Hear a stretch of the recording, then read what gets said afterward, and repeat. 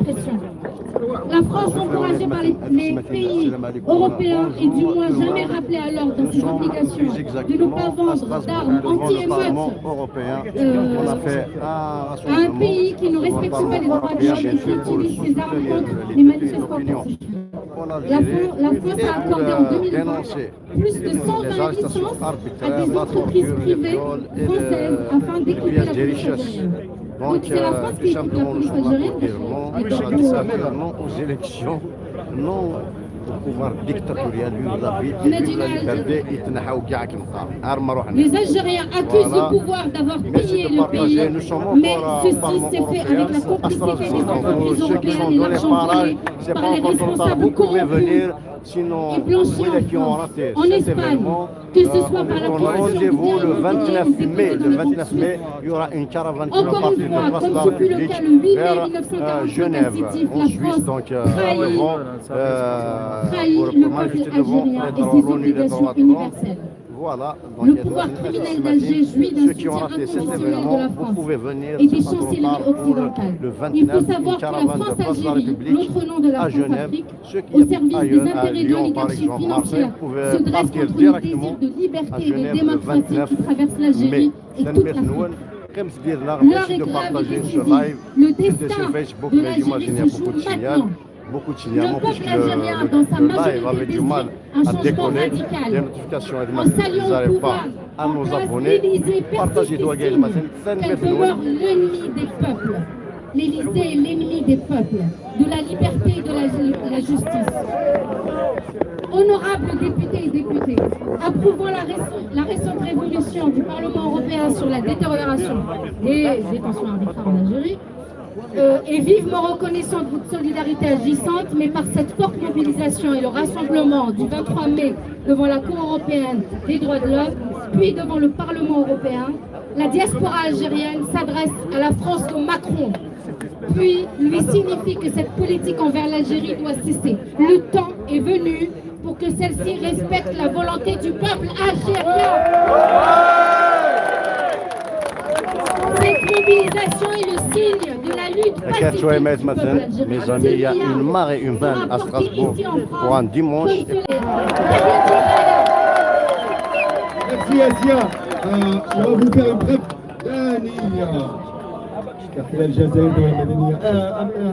traduction rapide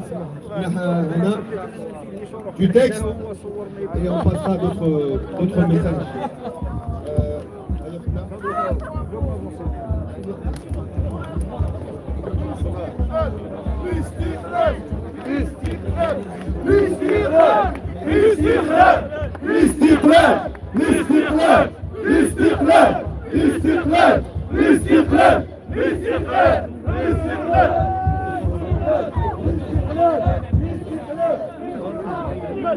السلام عليكم ورحمة الله تعالى وبركاته.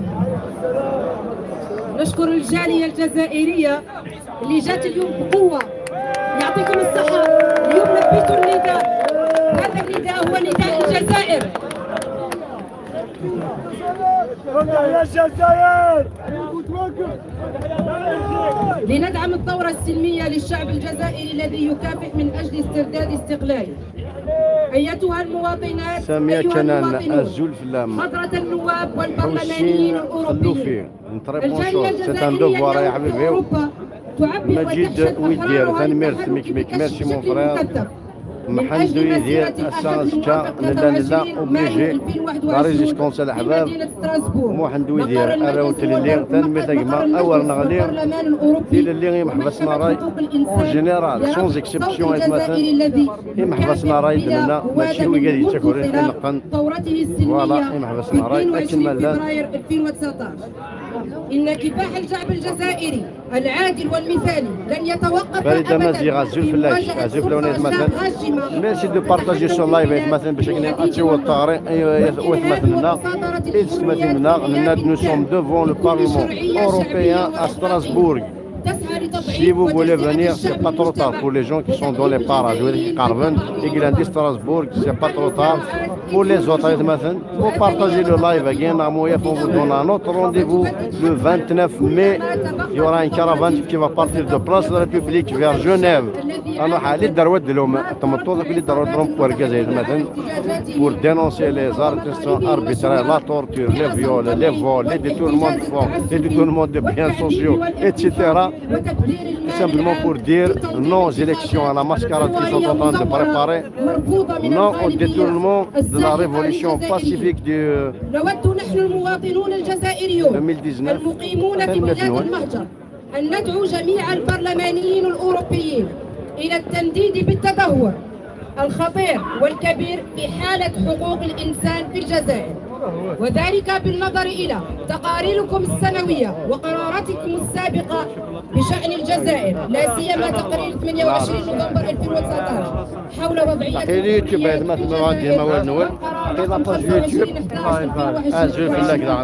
بشأن تدهور حالة حقوق الإنسان في الجزائر.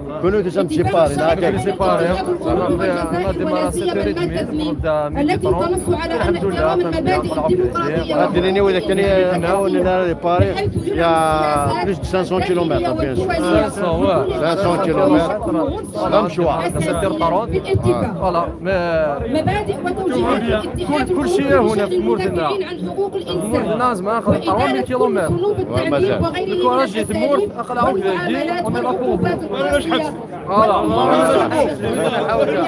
Jusqu'au bout, le 29 à Genève. Voilà. أنا 600 كيلومتر Le 29 600 km. Le 30 يجمع ناخذ 1200 km. Ça dépend de où. أدنى قيس n'importe 1200 دينا manifester. Voilà, c'est le Voilà. الإعلان العالمي Exactement.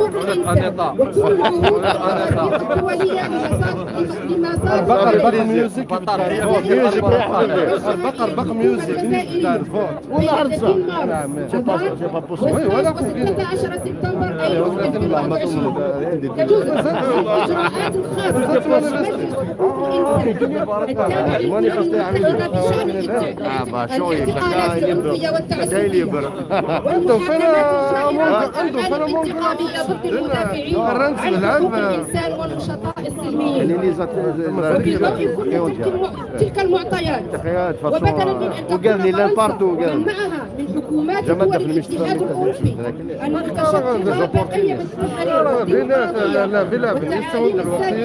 الإنسان مع خيار الشعب الجزائري السلمي، فإن كل من فرنسا الرسمية وحكومات الدول الأوروبية وقياداتها السياسية متورطة إلى حد كبير في مساندة وتجهيز وتدريب قوى القمع التابعة للطغمة العسكرية. وقد شجعت فرنسا بلدان أوروبية أخرى على الأقل لم تفي أبدا بالتزاماتها بعدم بيع أسلحة مكافحة الشغب إلى بلد لا يحترم حقوق الإنسان ويستخدم هذه الأسلحة ضد المتظاهرين السلميين. وفي عام 2020 منحت فرنسا أكثر من 120 ترخيصا لشركات فرنسية خاصة لتجهيز الشرطة القمعية الجزائرية. يعلم الجزائريون أن السلطة القائمة بأنها نهبت البلاد، لكن ذلك كله تم بتواطؤ من الشركات والبنوك الأوروبية التي ساهمت في غسيل الأموال التي نهبها المسؤولون الجزائريون. Mazahora Amarouche, c'est la poignée de généraux qui mettent l'Algérie en danger par achat d'une marque. Exactement. Il faut arriver à déjouer leur jeu. C'est un jeu flagrant depuis la nuit des temps, c'est bon. Il y a le film. Donc là, c'est aux citoyens de prouver le contraire, qu'ils ne rentrent pas dans leur jeu, dans leur politique de diversion. Ils aiment bien diviser, créer une diversion et nous détourner de notre objectif principal. خاص المخلف ديال راي اون مصالح سون فو. القلة الأوليغارشية المالية التي تقف ضد رغبة الشعوب في التحرر والديمقراطية التي تمر حتما عبر الجزائر إلى إفريقيا كلها. الوقت جدي وحاسم ومصير الجزائر الآن على المحك، فالغالبية الساحقة للشعب الجزائري تريد تغييرا جذريا في وقت يستمر فيه الإليزي في التحالف مع الدولة العسكرية القائمة، وبذلك نعلن صراحة على أن فرنسا الرسمية لا تزال عدوا وصبع للحرية والعدالة. وصبع الزرق. الموافقة على قرار البرلمان الأوروبي الأخير بشأن تدهور حالة حقوق الإنسان في الجزائر. أحرار بصبع. 25/11 هو بونت فليتوكس هذا حركيونات فليتوكسيا. وبتضامنكم هذا حركيونات حركة اليوتيوب هزم راسه. القوية والتجمع الكبير ب 23 مايو 2021 أمام المحكمة الأوروبية لحقوق الإنسان، ثم المسير والوقوف أمام البرلمان الأوروبي. تخاطب الجالية الجزائرية بفرنسا الرئيس ماكرون وتدعو إلى أن هذه سياسته تجاه الجزائر يجب أن تتوقف. لقد حان الوقت لكي يحترم إرادة الشعب الجزائري.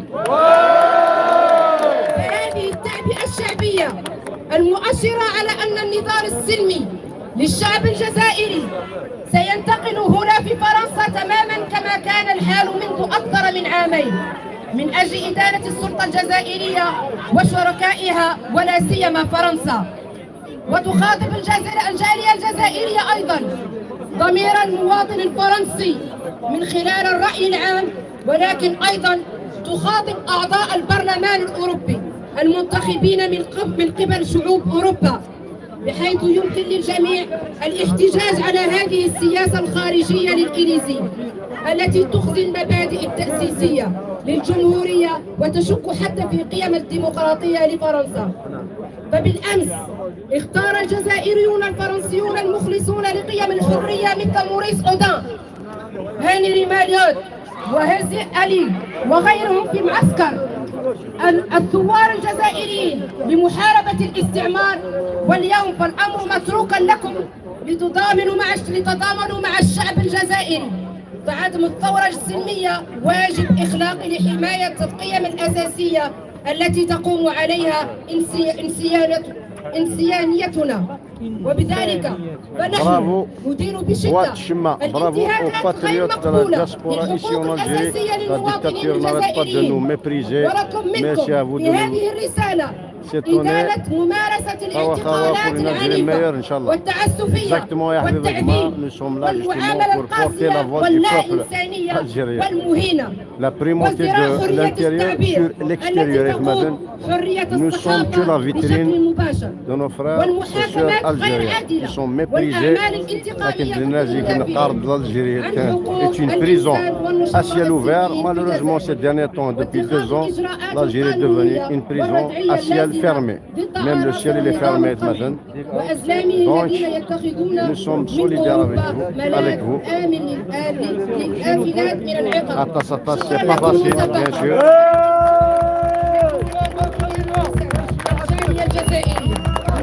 ورنا الإيماج شوف لاش كريم منا دازول ميرسي مون فرير فتح ساليا شوف لاش. تحيا الجزائر دولة مدنية، تحيا الجزائر، تحيا الجزائر ماشي عسكرية. Donc sans plus tarder نقول لكم لي ليست تاع لي انترفونون. On va commencer tout de suite par Amir Abdallah خونا مراد تاع ليتالي qui reste à côté. أمينة أختنا أمينة من لا بلجيك. نور الدين عوصات اللي كيلكو بار إيسي من باري. مصطفى إبراهيمي من لا سويس. سليم نايبي دو مارسيل. سمير حشيشة دو باري.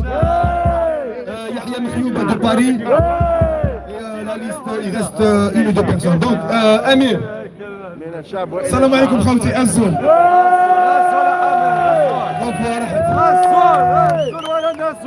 يعطيكم الصحة خوتنا كامل اللي جاو. debout et toujours plus fort jusqu'à la victoire contre les régimes militaires. On n'a pas le choix maintenant. Soit nous, soit eux. On n'a pas d'autre choix. كاين اللي ديبلاصاو من بامال Vive le دو peuple, la Marocain, vive le peuple algérien dans toute sa diversité, on veut un état de droit. خوتنا جاوا من أنمير السويس يعطيكم الله الصحة. يرحم موشا فلاش. يعطيكم الصحة.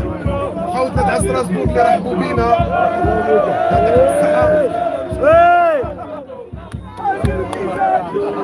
يعطيكم الصحة خوتنا. امير ديزل عبلا عاشور امير ديزل عبلا عاشور امير ديزل عبلا عاشور امير ديزل عبلا عاشور امير ديزل عبلا امير ديزل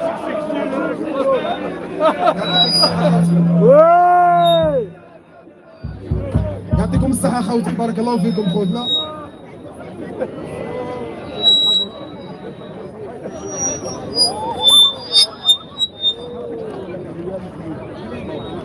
يعطيكم الصحة خوتنا، بارك الله فيكم. الو على رانا هنايا راكم عارفين بلي كاين خوتنا اليوم دايرين كريف دو فان في الحباس. كاين خوتنا اللي وصلوا اغتصبوهم لي فوايو تاع الدي ار اس، وعلى بالي بلي كاين هنايا كيلكوزان تاع الدي ار اس.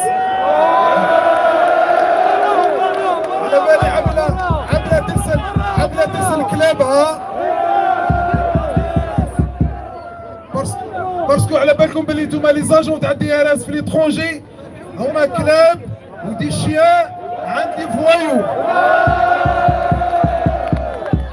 ولا كيما العصابة عندها سفراء في الخارج، العصابة عندها سفراء وعندها قناصرة في الخارج، مالا انتوما هما السفراء تاع الشعب الجزائري، انتوما السفراء تاع الحراك، انتوما السفراء تاع المعتقلين، انتوما اللي توصلوا صوتهم. هما كيحبوا مالا ما تخلعوش الا شفتوا رواحكم اليوم عشيه على 8 تاع العصابه. راني ولدي راك الخارجيه وليد الزاوج وليد الزاوج هذه إما ثانية. راكم شفتوا كيفاش شفتهم هذه إما في خالتي البلاد وإما في الغربة. كل عام وانتم بخير إن شاء الله. ان شاء الله ننجحوا هذا هذا الحياه ان شاء الله بالمسيره ندخلوا فيها باذن الله والشعب الجزائري احرار.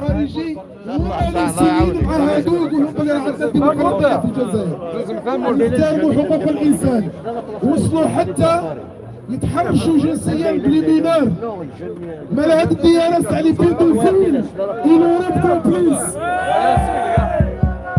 السيرفيس تاع لي بيدوفيل ينورب كومبليس معاهم، وضاربين النحى عليهم باش يجوزوا لهم هذه الانتخابات ويرسلوا الزواوله المالي. هاد الناس اللي مسمين روحهم باديسيين يلعبوها يدافعوا على الجيش. واحد ما يتكلم على خوتنا اللي غادي يبعثوهم المالي، باسكو هادو سي دي سكلاف عند لي جينيرو، يدافعوا على لي جينيرو. ما يهمهمش العسكر وما يهمهمش الجندي وما يهمهمش الكابران، يهمهم باباهم. ومال العسكر ولادنا، وحنا اللي نوصلوا كذلك صوت الجنود والجيش ديالنا ويبقى في بلادنا.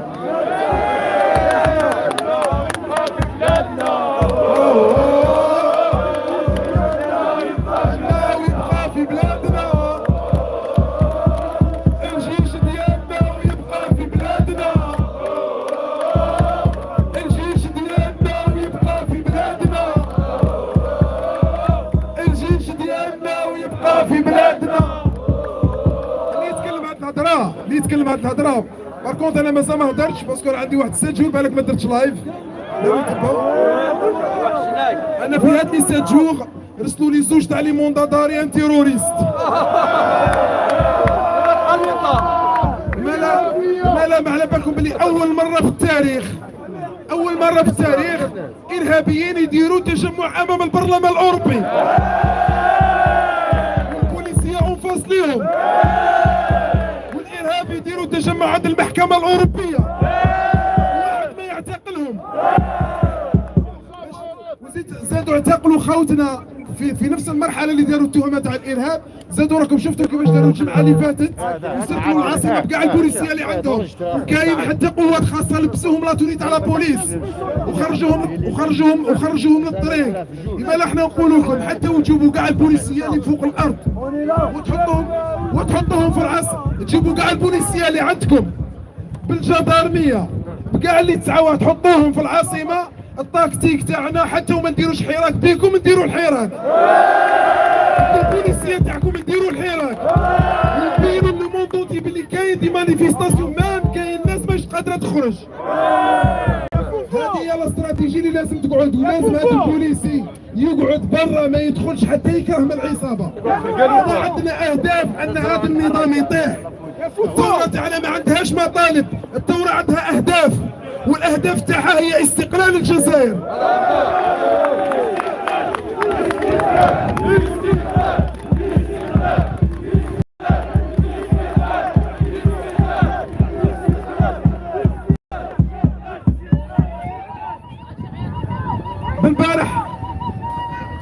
البارح احنا اللي حررناهم، واليوم حابين نجيبوا رخصه من عندهم. البارح هادو كانوا قاعد يزسكلاف عند سعيد، كانوا قاعد يزسكلاف عند المعوق اللي كان ما يشوفوش مابا، ويزيدوا يهفوا البردعين ويقول لهم باللي راه النظام يتبدل.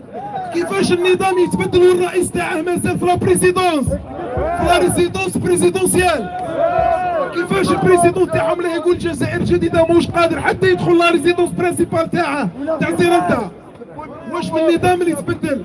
النظام اللي قاعد خايف، النظام اللي قاعد مازال يقول بلي راهم يشوشوا لي داخل على لي سيرفيس تاع اللي راهم متناطحين. حنا الصراع تاعهم ما يهمناش، باللي قتلوا القايد، باللي جابوا المزور.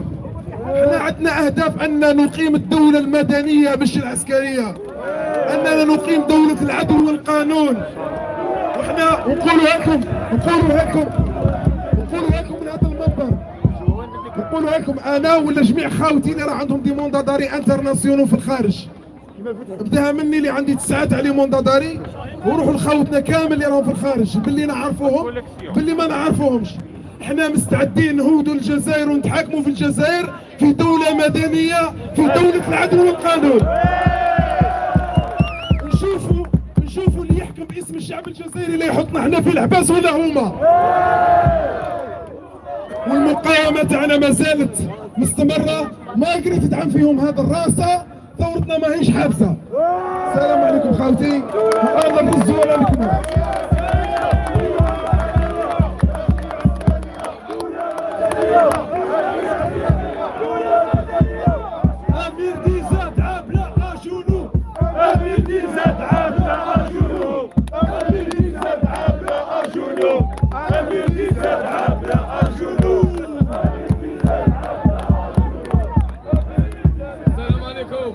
مساء الخير. محمود صنهاجي من ستراسبور يرحب بكم ونرحب بكم جميعا. أنا لدي رسائل في كلكم ميساج.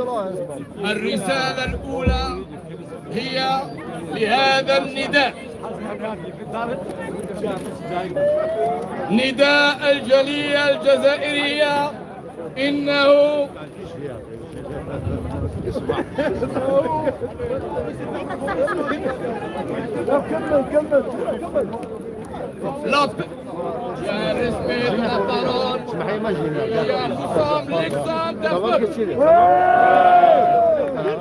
l'appel de la diaspora algérienne est un événement historique.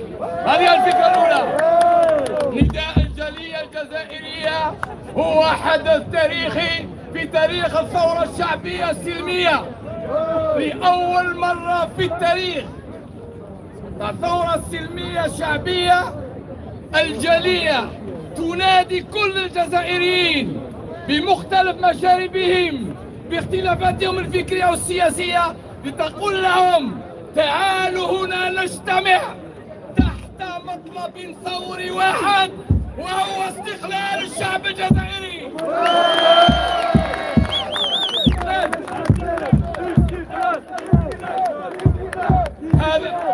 S'il vous plaît, cet appel fera date dans l'histoire de la révolution pacifique algérienne. Nous démontrons à travers notre unité que nous sommes un peuple. الجالية هي صورة مصغرة للشعب الجزائري.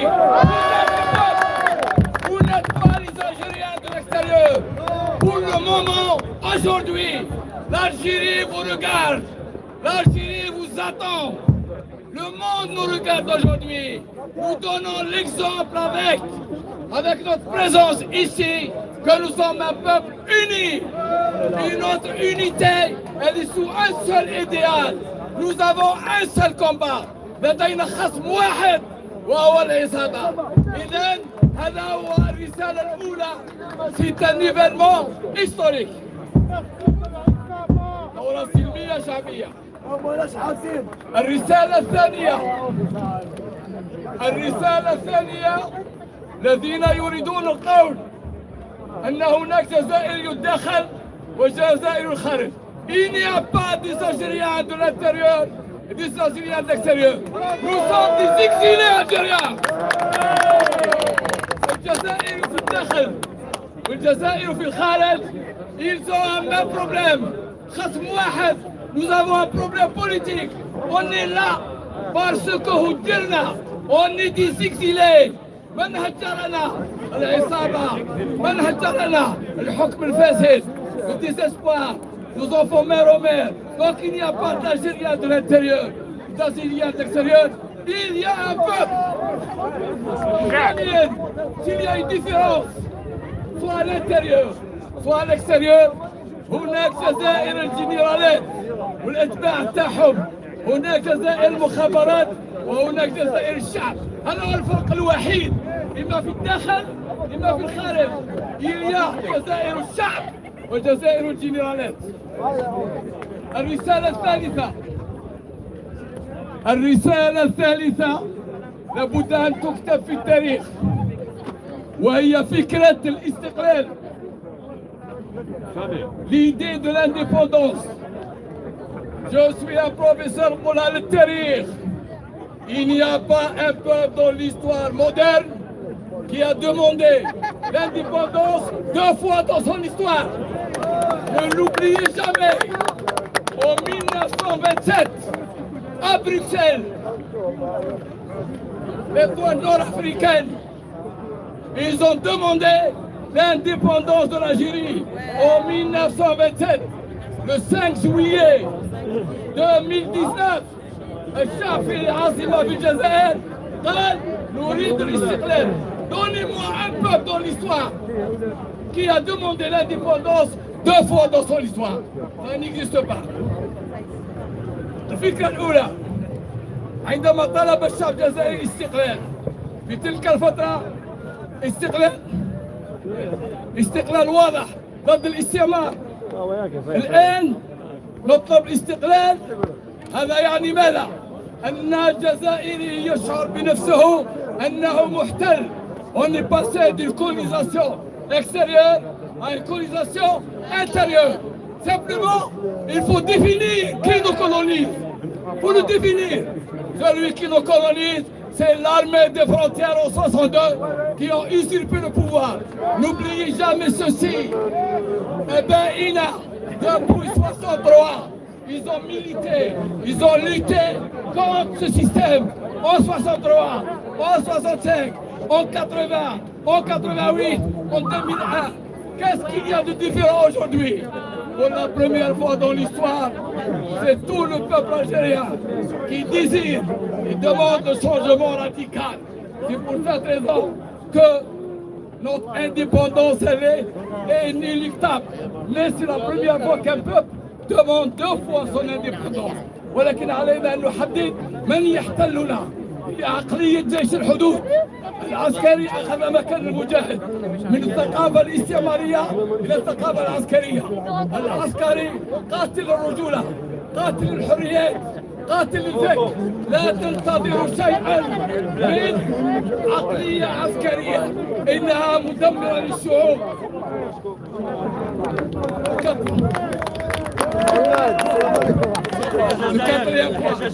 nous a volé notre indépendance en 62. شعار تاعنا الآن لن تسرق منا ثورتنا من جديد. Il faut s'organiser. العصابة على son agenda. Maintenant, الثورة عليها أن تنظم نفسها. Il faut s'organiser pour sauver la révolution. N'oubliez jamais ceci. Une révolution a besoin d'un horizon politique pour créer l'espoir, s'organiser pour sauver la révolution. Après Mahmoud de Strasbourg, on vous demande juste d'être rapide et concis parce qu'il y a une liste. Donc de Strasbourg, on va à l'Espagne et on a Abdallah.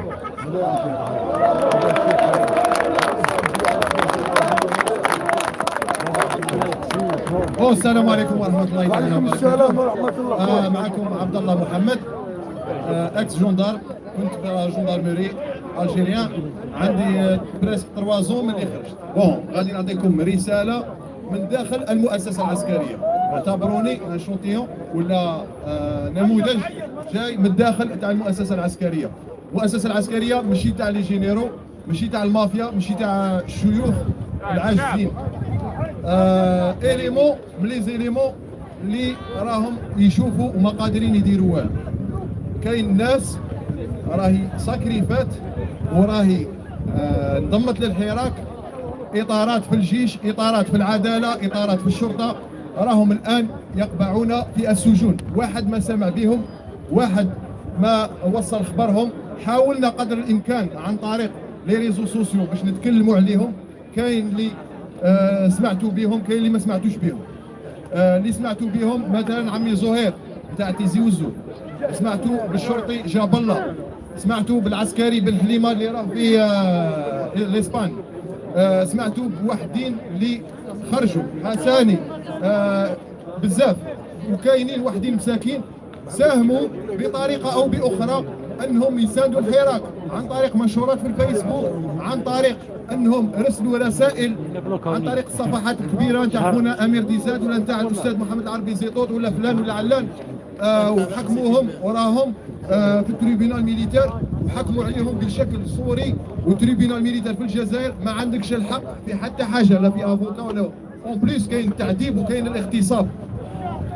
كاين قاضي ثاني وقف مع الحراك اللي هو سعد الدين مرزوقي. سعد الدين مرزوقي راه يدفع بالثمن باهظ من طرف عصابه الزغماتي وعصابه الشيوخ تاع العسكر. مالا خاوتي لازم تبارطاجوا ولازم نتكلموا عليهم ولازم نخرجوا المعاناه تاع الجزائريين. ربي يبارك فيكم خاوتي. غادي يجي وقت باذن الله حنا الجيل هذا ما يكونش كاين، بصح غادي يذكرونا باذن الله الاجيال القادمه كشعب خرج باش يجيب الحريه نتاعو من عند لي جينيرو بالتواطؤ مع القوى الكبرى هذه اللي رانا نشوفوا فيها في اوروبا وخارج اوروبا. خاوتي ربي يبارك فيكم، شكرا لكم اللي جيتوا من كل مكان هنا في اوروبا. ان شاء الله يا ربي نعاودوا نجتمعوا كما رانا في الجزائر تحت شمس الحريه باذن الله. ربي يبارك فيكم. السلام عليكم. يعطيك الصحه. بالاسباني on va passer à l'Italie. خونا مراد on vous demande d'être aussi bref، لازم تكونوا خفاف كما خونا عبد الله. مراد مراد مراد مراد مراد مراد مراد مراد مراد.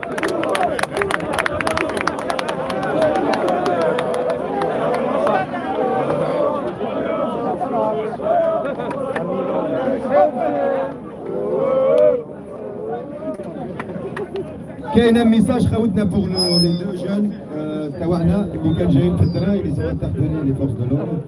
يا سمح يمكن لا باتريا تصب الدواء 10%. تسمح يمكن راح نروحوا ديفون الكوميساريا باش نقولوا لهم كيفاش بروسيدور مع ان افوكا. هذا تنشكر يالي ابري ديفون الكوميساريا جوستومون بور ليبيري les deux حراك on va dire les deux Algériens qui sont en situation irrégulière. Ils ont été interpellés. Donc on va laisser تحقق la batterie pour après. صحيتو دنوا عليك شويه، شويه دنوا. السلام عليكم.